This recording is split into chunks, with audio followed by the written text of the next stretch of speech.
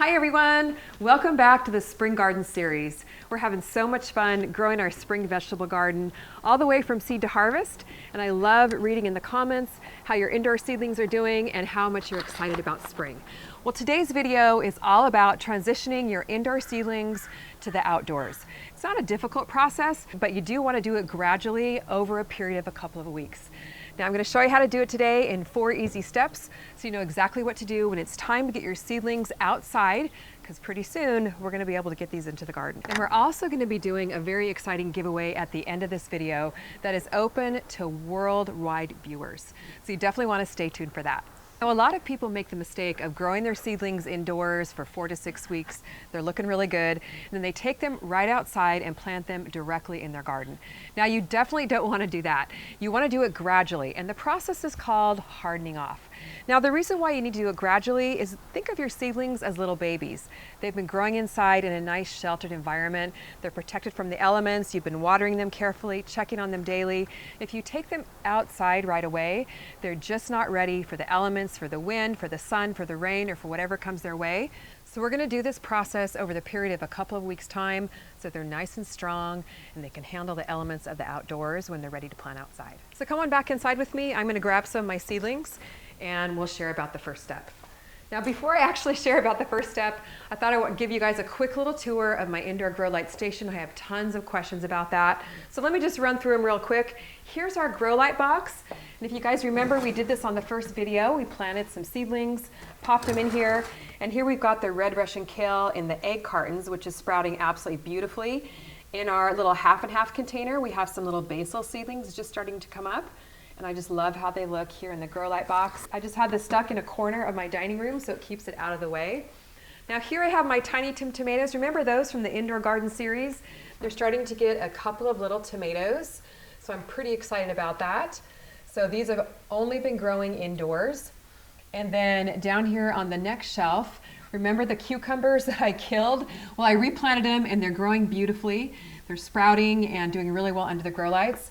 And on the bottom here, we have some basil and lettuce from the indoor garden series that we planted together, and they're growing absolutely beautifully. And we've been harvesting a ton of basil and enjoying that as well. So if you haven't set your grow lights up, I really encourage you to go back and watch the grow light video. Really easy to get DIY grow lights set up. This is a more decorative type of grow light shelf. It's from Gardeners. It's called the Oslo Grow Light Shelf. And I'm really enjoying how decorative it is here in the corner. And it holds quite a few plants as well, so that's kind of fun. So now let's head over here to the shop light setup. And if you're not familiar with this, this is just a shop light special grow light. I have the shop lights attached with a chain and an S-hook. And it's a gallon jug of sand here, PVC pipe stuck inside for stability. Then I just hang the shop light between 2 of the milk jugs. And it's perfect for the top of a cabinet like I have it here, and it can hold a really good amount of grow lights. So here we started these on the very first video of the Spring Garden series. We've got our lettuce, we've got our basil growing like crazy, some little lettuce seedlings. Remember we drowned these last week on our watering video, but they came through it just fine.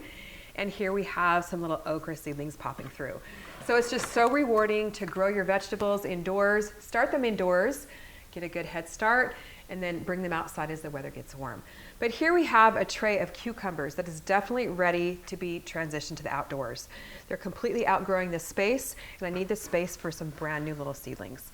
So we are gonna bring this outside, and we'll talk about our first step of the hardening off process. Before we jump into the steps of the hardening off process, I want to share with you another viewer video. A lot of you have mentioned that you've really been enjoying those. We've heard from Nisha, we've heard from Jack, and today we're going to hear from Rod, who's in Baja, Mexico, and he's going to share what's going on in his neck of the woods with his spring garden.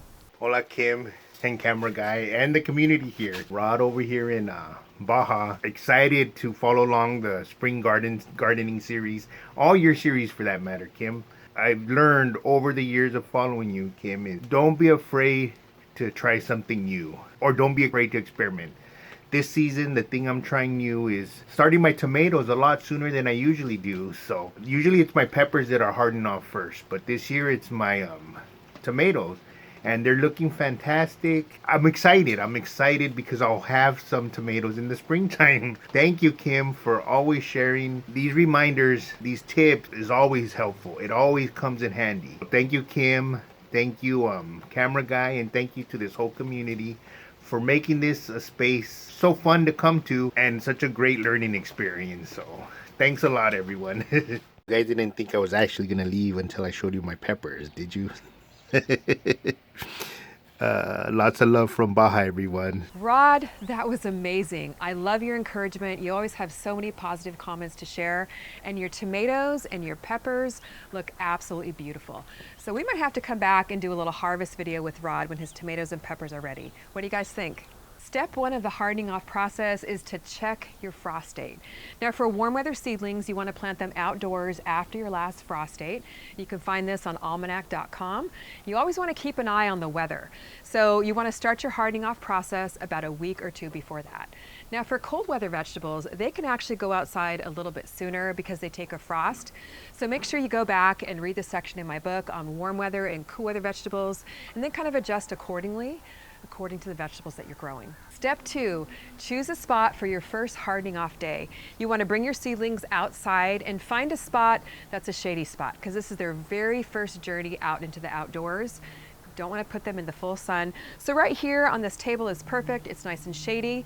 Now, if you work, what you could do is start on the weekend or start maybe on a Friday evening, a Friday afternoon when you get home from work. Take your plants outside and then leave them out for a couple of hours that very first day, just in the shade. You could also do a little dappled, kind of sunny, shady spot like I have right down here by my deck rail. See how there's just a little bit of sunlight in there?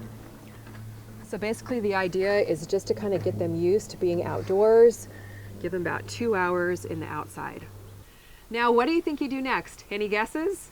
Well, if you guessed, bring your little seedling babies back inside where it's nice and protected and warm, you are absolutely right. So I'm going to bring these back inside, put them underneath their grow light home, and this is where they're going to stay until tomorrow. Step three, pretend it's the next day. We're taking our seedlings from under the grow lights, bringing them outside on day number 2 of the hardening off process. And today is the day where they're going to make their first jump into the sunlight. So I'm going to put them here on the deck rail. They're going to soak up the sun and absolutely love it. Now today is a nice cool day. It's around 60 degrees, but you definitely want to keep an eye on the weather. If it starts to get really cold, or if your seedlings start to droop and show signs of stress, you definitely want to move them back into the shade. So we're going to leave them here for a couple of hours, and then we're going to put them back in our shady spot. Now don't forget to move your plants back into the shade after 2 hours. I've forgotten many a time and stressed out my seedlings. So I always like to set a reminder on my phone.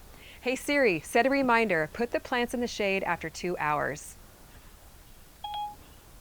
Okay, added to today's reminders. Oh, there's my timer. You know what that means? It's time to grab our seedlings that are in the sun and put them back here on the table in our shady location. And then we're gonna leave them here for 2 hours. So in step 3 of the hardening off process, your seedlings are outside for a total of 3 to 4 hours that second day. And then we're gonna bring them back indoors. And you guys know what we do now, right? We're gonna pop them back under our grow lights. Step 4, now we're on days 3 through 7 of the hardening off process, and this is where we gradually increase the hours of sunlight our seedlings get, giving them a few more hours each day, then moving them back into the shade until you work your way up to where they're in the sunlight for 24/7. Now for your warm weather vegetables, you don't want to leave them outdoors at night until the temperatures are in the 50s and 60s. They really like those warmer nighttime temperatures. For your cool weather seedlings though, you can leave them outside at night if the temperatures are in the 40s, but then bring them back inside at night if you're expecting a frost. Once your seedlings have spent the entire night outside, they're ready to get planted out in the garden. And we're going to be covering that in another episode of the Spring Garden series, so make sure you subscribe and stay tuned. You don't want to miss any of our episodes. For your warm weather vegetables, you want them to go outside in the garden after the last frost date. But the cool weather vegetables can handle a light frost, so you can get them planted outside in your garden beds or in your containers even before your last frost date. You can see that the hardening off process is not a difficult process, but if you're taking the time to start your seedlings indoors, you definitely want to go through all 4 steps. Don't rush it, just take the time to do it so your plants don't stress out and die once you get them out in the garden. Now let's talk about the giveaway. This is so exciting. This is a worldwide giveaway, which we've never done before, for a gardening event called the Great Grow Along. Now this event is a virtual garden festival. It takes place next weekend, March 19th through 21st, and it kicks off spring. And we're all so excited that spring is finally here. And the giveaway is for 5 free tickets to the festival. Now what this festival is over 40 hours of gardening sessions by top garden influencers and plant pros to give you tips, tricks, inspiration, and get you growing for spring of 2021. There's going to be tracks on urban gardening, DIY landscaping, edible plants, house plants, and so much more. I'm going to be one of the presenters, as well as Kevin from Epic Gardening. I know a lot of you guys watch his channel, and a lot of other top plant influencers as well.